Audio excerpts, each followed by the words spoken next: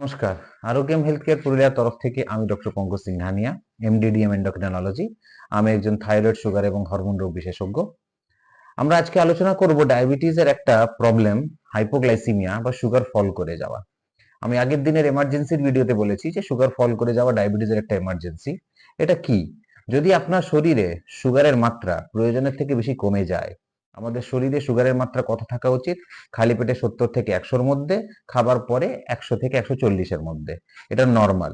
যদি একটা পেশেন্টের বা একটা ডায়াবেটিস পেশেন্টের ওষুধের জন্য, ইনসুলিনের জন্য বা যে কোনো কারণে যদি সুগার 70-এর নিচে চলে যায়, 50-এর নিচে চলে যায়, তাহলে কিন্তু হাইপোগ্লাইসিমিয়া বা সুগার ফল করা বলে এটাকে। গা হাত পা কাঁপতে পারে, মাথা ঝিমঝিম করতে পারে, অত্যাধিক ঘাম হতে পারে, বুক ধড়ফড় হতে পারে, খিদে পায় এবং কিছু যদি ব্যবস্থা না করা হয় তাহলে মানুষ অজ্ঞান হয়ে যেতে পারে। বেশিরভাগ ক্ষেত্রেই চিকিৎসা খুব সহজ। যদি আপনার পেশেন্ট জ্ঞান আছে, যদি পেশেন্ট অজ্ঞান না হয়ে গিয়ে থাকে, তাহলে 6 চামচ চিনি বা গ্লুকোজ 1 গ্লাস জলে গুলে খাইয়ে দিন, কিছু মিষ্টি খাইয়ে দিন, খাবারের টাইম হলে খাবার খাইয়ে দিন। কিন্তু যদি পেশেন্ট অজ্ঞান হয়ে যায় তাহলে গ্লুকোজের স্যালাইন দিয়ে পেশেন্টকে জ্ঞান ফিরিয়ে আনতে হয়। বেশিরভাগ ক্ষেত্রেই পেশেন্টের কিচ্ছু হয় না, বেশিরভাগ পেশেন্ট বেঁচে যায়। এটা মৃত্যুর কোনো কারণ নেই বা কোনো রকম ক্ষয়ক্ষতি বিশেষ হয় না। কিন্তু এটা হওয়াটা একটা অস্বস্তির কারণ হতে পারে।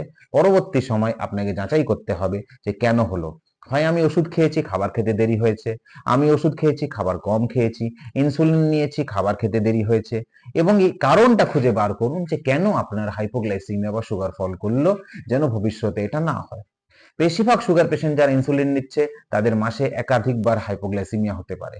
এটা ভয়ের কারণ নেই, কিন্তু এটার বিবেচনা করে এটাকে অ্যাভয়েড করা যায় আপনি যদি সঠিকভাবে এটার ব্যবস্থা নেন। ধন্যবাদ।